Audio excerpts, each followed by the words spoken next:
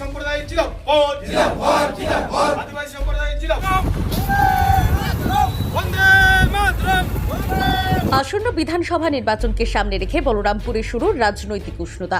বলরামপুরে আজ তৃণমূল সমর্থিত সাঁওতাল সম্প্রদায়ের উদ্যোগে আয়োজিত হলো এক জাঁকজমক সম্মিলিত শক্তি প্রদর্শনী ও আলোচনা সভা। শহরের একটি বেসরকারি লজে দুপুর দুটোই শুরু হয় অনুষ্ঠান।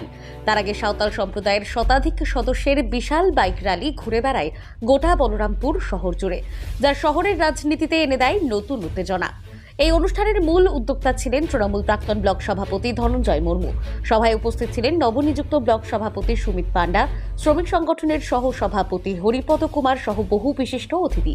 সভা থেকে স্পষ্ট বার্তা, আগামী নির্বাচনে তৃণমূলকে আরও শক্তিশালী করতে হবে আর বিজেপিকে মাটি ছাড়া করতে হবে। সাঁওতাল সম্প্রদায়ের ঐক্যবদ্ধ উপস্থিতি আজ যেন জানিয়ে দিল আসন্ন নির্বাচনে তারা চাইছেন নিজেদের একজন আদিবাসী প্রার্থীকে ময়দানে দেখতে। দেখুন বিস্তারিত কৃষ্ণেন্দু কুমারের রিপোর্টে।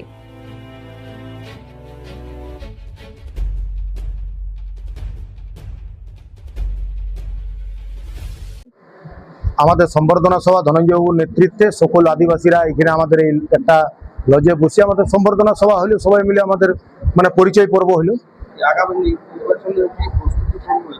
হ্যাঁ, নিশ্চয়ই আমাদের আগামী নির্বাচনের তো দেরি নাই, 6 মাস দেরি আছে। আমাদের যে কোনো জায়গায় আমরা নির্বাচনে আমরা রাজনৈতিক কথা বলি, তার জন্য যে কোনো জায়গায় তো আমরা রাজনৈতিক কথা বলবোই।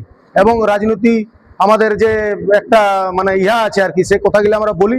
আমাদের মমতা বন্দ্যোপাধ্যায় সরকার কি কি কাজ করছে, কি কি না করছে, বা আমাদের অভিষেক বন্দ্যোপাধ্যায়ের নেতৃত্বে প্রত্যেকটা জায়গায় আমরা সরকারের কথা তুলে ধরি এবং সকলের কাছে আমরা যে উন্নয়নের কথা সেগুলো সব তুলে ধরি। উপর নির্ভর করে দিদি কাকে দিতে চাইছেন, আদিবাসী দিলে ভালো, না দিলেও ভালো, আমরা দিদির পক্ষে আছি, দিদির কাছেই থাকবো, দিদিকে আমরা জানি। তো হ্যাঁ, এখানে যেহেতু দাবি এমনিতে উঠছে, বিভিন্ন প্রত্যেক অঞ্চলে আদিবাসীদের একটু আদিবাসীরা আছে, যেমন আর সাথেও আমাদের এই বহরমপুর বিধানসভায় কম বেশি এই 16টি অঞ্চলে আদিবাসী আছে। সেই আদিবাসী এই কারণে হয়তো দাবি উঠছে না। দেখুন, আদিবাসী সমাজ এবং আদিবাসী কর্মী সমাজ এবং সাঁওতাল সমাজ পুরোপুরি আলাদা। আদিবাসী আমরা, সাঁওতালরা কোনোদিন আমরা এই দিদির বিপক্ষে যাব না। ওনারা তো নিজেদের জন্য হয়তো চেষ্টা চালাচ্ছেন, নিজেদের সমাজ থেকে যদি ক্যান্ডিডেট দেয় জিতবে। কিন্তু হ্যাঁ, যে যার বিভিন্ন চিন্তা ভাবনা বিভিন্ন দলে থাকতে পারে, কিন্তু ওনারা যদিও প্রার্থী দেন, আমাদের সাঁওতালদের ভোট আমার দিদিদের পক্ষেই যাবে, এটা আমাদের দৃঢ় বিশ্বাস। আমার পরিচয়, আমার নাম ধনঞ্জয় মুর্মু।